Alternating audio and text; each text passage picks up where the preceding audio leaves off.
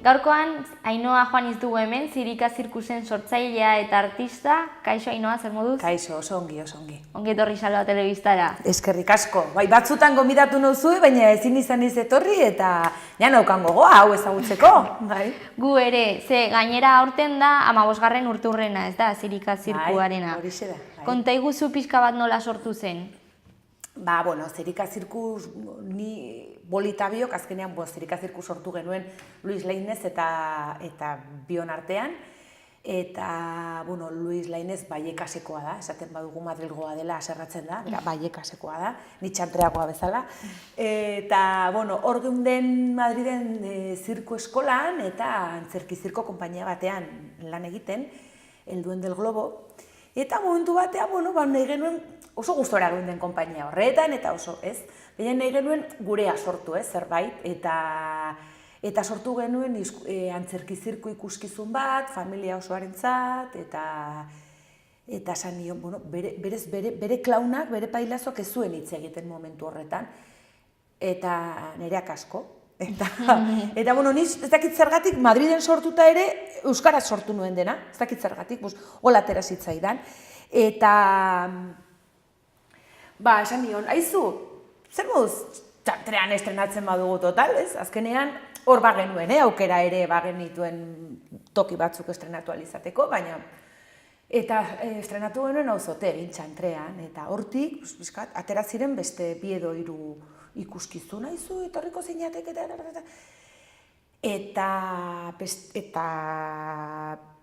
horietatik beste batzuk, ez? Azkenean gu joan ginen, osagu genuen maleta bat bakoitza, bere pailazo gauzekin, bere arropekin, gomi gure lagunak egin zigun alako atzean jartzeko alako estenografia bat, musika jartzen genuen, jartzen zigutelako ekipoa, edo bestela, azkenean gu oso prekario etorri ginen, baina alde batetik banera denbora kanpoan, eta berari ez zitzaion inporta honea etortzea, azkenean hasi zen lan ateratzen, eta bueltatu nintzen Euskal Herrira.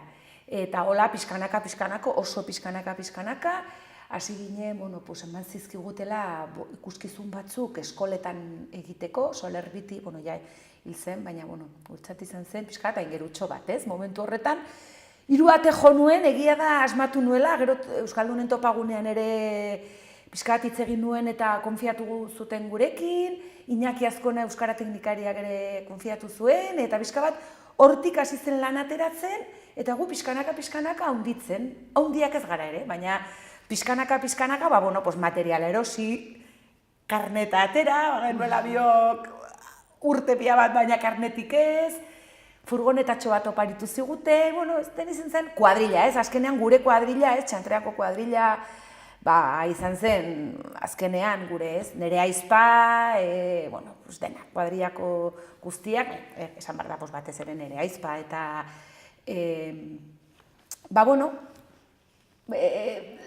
laguntza pila bat eta babes pila bat eman ziguten, eta aurrera egin genuen, eta hori, pixkanaka, 15 urte, eta ez dakitzen bat ikuskizun, oraintxe bertan memoriaz ez dizut esan halko nuke, ez?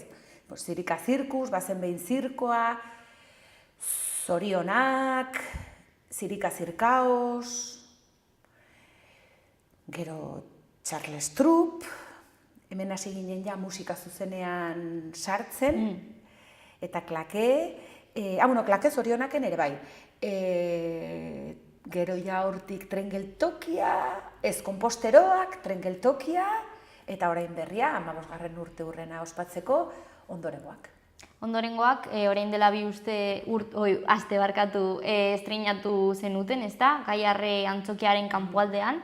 Bai, aurre estreno batzuk egin genituen, ja, esan nahi dut. Gaiarrera joan baino lehen egin genuen Irainetan, gu bizi garen herrian, hor probatzen ditugu ikuskizun guztiak, ez? Gero egin genuen ere Tolosan, Mutiloan eta Donostin. Eta oso harrera ona izaten ari da. Gaiarrekoa egia da izan zela handiena, azkenean, edatu genuen asko, eta publizitatea egin zitzaion, eta eta oso pozik gaude ikuskizunarekin, azkenean zu sortzen duzunean ikuskizun bat esaten duzu, hau ez da izango pedrada bat, eta gero, kalera atera eta jendeak esango du, baina zer izarete, ni beti pentsatzen dut hori, jendeak esango duela, baina hori, eta egia da izan duela kriston harrera ona, jendeari ez ezagunei ere, lagunei eta familiari agian erreza da. Gure familia eta gure lagunak egia esan nahiko zorrotzak dira gurekin eta hori eskertzen da. Eta hori oso pozik, azkenean gu pozik dut, baina polita da jendeari gustatzea, jake egiten duzu jendearentzat. Egiten dituzun ikuskizunak ze publiko motari daude zuzendutak? Begira, lehen ahaztu dut Lara Larika. Lara Larika da txiki-txikientzako sortu dugun ikuskizun bakarra. Hori bai esan daitekela dela txiki-txikientzako. Eta Pantxika Lamur, hori ere ahaztu zaidala, helduentzako. Nahiz eta gero Pantxikak beste gauza batzuk ere egiten dituen, ari banaketak ere aurrentzat, eta baina ikuskizuna berez sortuta dago helduentzako. Eta gainerako guztiak familiarrak. Baina familiarrak dena kontutan hartuta benetan, esan nahi dut. Azkenean, bada humorea gurasoentzat bakarrik dena, badira momentiko batzuk igual aurrentzako bakarrik direnak, baina gusaiatzen gara hori, eta gero tortzen dira, bukatzen dugunean, eskerrik asko, ze azkenean, egida aurrak ez doaz bakarrik, antzerkia ikustera tardan azkenean, haiek ere gurasoek ere egon behar dute gustora, ordan, saiatzen gara guztientzat egiten, familiar. Eta nola da ikuskizunak prestatzearen prozesua? Antolaketa... Izan dira modu ezberdinak. Adibidez, konposteroak sortu genuenean, argi genuen sakanan bizi gara orain, eta hor justo hasi zen zaborren atezatea eta edo bosgarren kontenedorea, herri txikitan atezatekoak ez du zentzurik, ez? Zailagoa da egitea. Baina, horra hasi zen, eta orduan, ni somatu nuen ez herrian, eta jendea asarratzen zela, eta esan nuen, baina nola da posible, gure zaborra da. Eta orduan esan nuen, zerbait sortu behar dugu, jendeak ulertzeko, gu bereiztu behar dugula, bakoitza berea, gurea delako, gu sortzen dugulako. Eta orduan, horra adibidez, bai egin genuela lan, hango teknikariekin batera, eta haiek pixka bat erakutsi ziguten ongi, gauzak ongi azaltzeko, ongi kasi behar duzu. Eta hor bai izan zela, zer erakutsi nahi dugu, eta haiek esan ziguten zer zen oso importantea, eta haiek ze uste zuten zela oso importantea, eta ze azaldu behar genuen, eta hola egin dugu, eta gero uztartu dugu beti bezala zirkoa, ez. Baina estrengeltokia, boli joan zen Madridera asteburu batean, eta rastrora joan zen, eta ikusi zituen maleta batzuk. Eta bidali zean argazki bat. Eta argazkia bidali, eta ze gustatzen zizu, ze gu maletak askotan erosten ditugu, ze azkenean gure ikuskizunetan, eta oso politak, eta erosiko ditut, eta pentsatuko dugu zu horretan hemen, eta zintzelikatu nuen, eta esan nuen, ostia, papatean etorri zitzaidan, argazki hori ikusita, tren geltoki bat, eta rukurra zizitzaidan bueltak ematututututut, eta esan nion, boli erosi. Eta maleta hortatik atera zen tren geltoki ikuskizuna. Eta Charles Trupa adibidez, boli nahi zuen, bera perkusionista, eta nahi zuen erosi guasboa da taula bat arropa garbitzeko erabiltzen zena, Nueva Orleansen, eta orain toki askotan, horrekin sortu zuten instrumento bat. Eta berak nahi zuen horrelako instrumento bat, gero jartzen zizkio zentzerroak, edo plato bat, edo zerbait, ez? Eta jotzen da dedalekin, josteko dedalekin. Hori nahi zuen berak, eta ekarri zioten, bera, hasi zen montatzen, jotzen, eta zentzian, eta zuri egingo dizut kontrabalde bat, eta aria da kontrabalde bat, nik ez dut jotzen, nik ez dakit, baina egin zidan. Balde bat, metalezko balde bat, soka eta makila. Eta hortik esan genuen, baina, honekin zerbait egin behar dugu, eta orduan, egin genuen, pentsatu norekin nahi genuen lan egin, eta musika zerbait jo behar zuten, eta Oier Bravo eta Maribelekin ere, Maribelek jotzen du pianoa, eta Oierrek klarinetea, eta orduan hortik esan dut batzutan izaten da oso garbi dugu gai bat eta ze jorratu nahi dugun, eta beste batzutan, kasualidade batez, objeto batetik ateratzen da ikuskizuna. Hola. Eta aipatu duzunarekin ere, orduan batzutan beste artisteekin egiten dituzue kolaborazioa. Bai, gurekin lan egiten du jende gehiago, Txetxu Kolladok egiten du lan Komposteroaken, Maribel Martinezek egiten du lan Trengeltokian, Charles Truppen eta ondorengoaken, Oier Bravo Charles Trupp eta ondorengoaken, Sergio de Andrés dago gurekin dantzateken, eta gero zirko tailerrak emate ditugunean, jende pila bat. Etorri ginenetik txantrean emate ditugu zirko tailerrak, adibidez, eta haiek ere badaramatean 5 urte batzuk, gazte batzuk, gazte batzuk gurekin, eta orain ari dira zirko tailerrak egiten gurekin, badoaz, deitzen digutenean herrietatik, zirko tailerrak emateko, joaten dira haiek batzutan ere. Ondorengoak, agian ere izango dira. Ondorengoak, horiek izango dira gure ondorengoak. Hombre, espero dezagun bateo beste jarraitzea, batzuk ari dira, batzuk ari dira pentsatzen agian jarraitzea zirkoarekin beste batzuk ez, ari dira, batzuk ere daude unibertsitatean. Bate ekonomiak ikasten, bestea medikuntza, batzuk badakigu, behintzat modu, ikustu dut beti jarraituko dutela grinarekin, ez da? Baina modu profesional batez segurazkitea ez dute jarraituko. Baina batzuk agian bai, hor utziko dut. Eta elkarteekin ere lan egiten dituzue, proiektuak dituzue, gu batzutan, Pailazozen Rebeldiarekin egiten dugu lan aldugun guztietan, eta gure agenda arazongatik, edo gure lan egiteko moduangatik ez dakit zaila egiten zaigu harrapatzea 15 egun esateko benga bagoaz, nora baitera saiatzen egiten duguna da galak antolatu edo galetan parte hartu, ez? Donostiara joan gara 2 urte jarraian, haien galan parte hartu eta hortik ateratzen da dirua, pailazoak bidaltzeko Palestinara edo orain errefuxiatua dauden tokietara. Gero Atarrabian guk sortu genuen, guk egin genuen bideratu gala bat, eta hori ere uste dut diru guztia izan zela Palestinara bidaltzeko, eta eskatzen diguten toke guztietatik, saiatzen gara aldugun guztian laguntzen.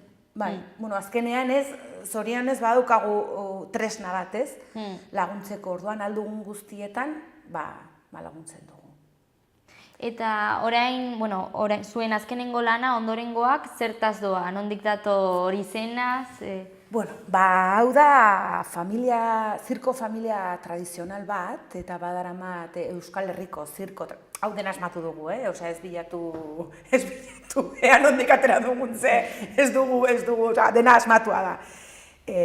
Suposatzen da duela 200 urte, Izeba Josepa eta Mirenek asmatu zutela ikuskizun bat, eta hortik aurrera, heredatzen dute, ez?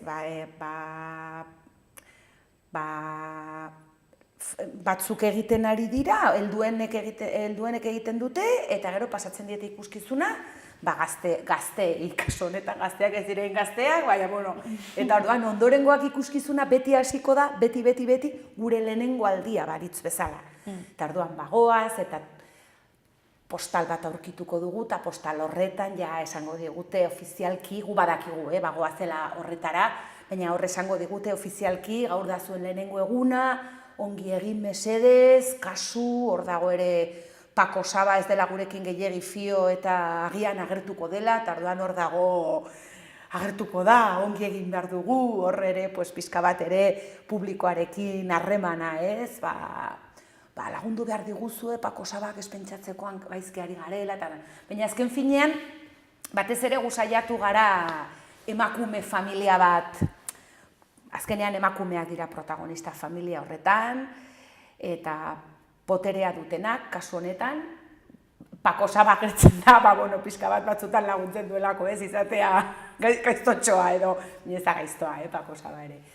Baina bai dela hor saiatu gara argi geratzen familia horretan emakumeak direla oso poteretsuak, ez? Azkenean guk ez dugu hori nahi, benetan gizartean, baina batzutan orain ez behar dugu oraindik pixka bat enpoderatzea, eta orduan modu honetan ez erakusten dugu badirela familiak ere emakumeak enpoderatuak eta ez dugu horregatik gizonak hori da, Baina bai badela emakumeen familia bat, azkenean, nire familia den bezala, ez? Azkenean, nire familia, azkenean, dakit nik igual sortu dut gehiago gidoia, ez gidoia idatzia, eta nire familia emakumeen familia bat da, orain dela gutxi gure superamona joan da, eta nik uste dut egin nahi niola omenaldi bat, eta egin diot.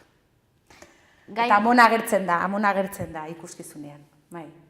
Gai mota oso ezberdinak lantzen dituz, orain ez da egiten duzuen proiektu edo ikuskizun bakarra, ez da, ere besteekin jarraitzen duzu. Hori da, batzuk ja deskatalogatuak daude, ez, aipatu ditudan hasierakoak, baina oraindik ere, oraintxe bertan jarraitzen dugu, laralarik egiten, pantxika, horiek ikuste dut beti dako izango direla, oso publiko zehatzarentzat direnez ez da inbeste egiten, eta orduan beti egongo da, ez, agian, baina orain, en plan ikuskizunak publiko guztiarentzat eta oraindik jarraitzen dugu Charles Trupp tren geltokia, konposteroak eta ondorengoakekin.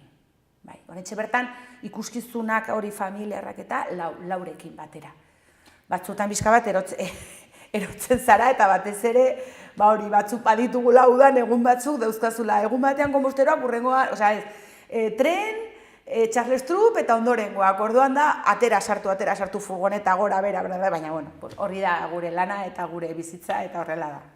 Zuen egunerokotasuna. Hori da. Eta gustura.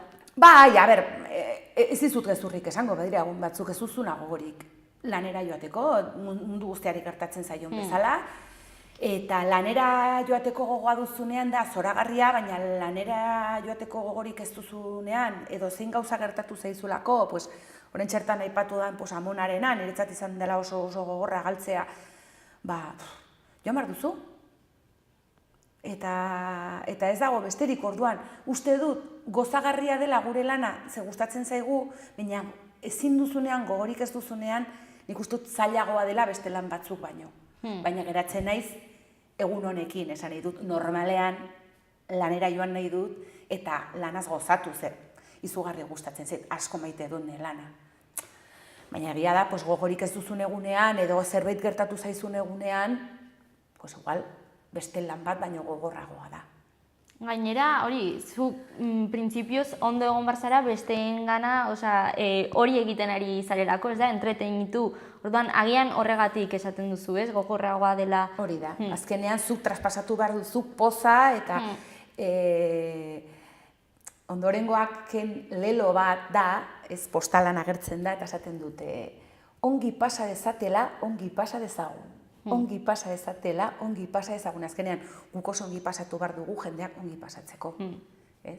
Kasu honetan guk umorea egiten dugulako, balitz egiten dugula beste zerbait, beste nonbaitetik tiratu beharko genuke, baina gure kasuan, sentitu behar da ez, zu ongi zaudela, transmititzeko. Hori da. Eta etorkizuna nola ikusten duzue? Bira, horrentxe bertan.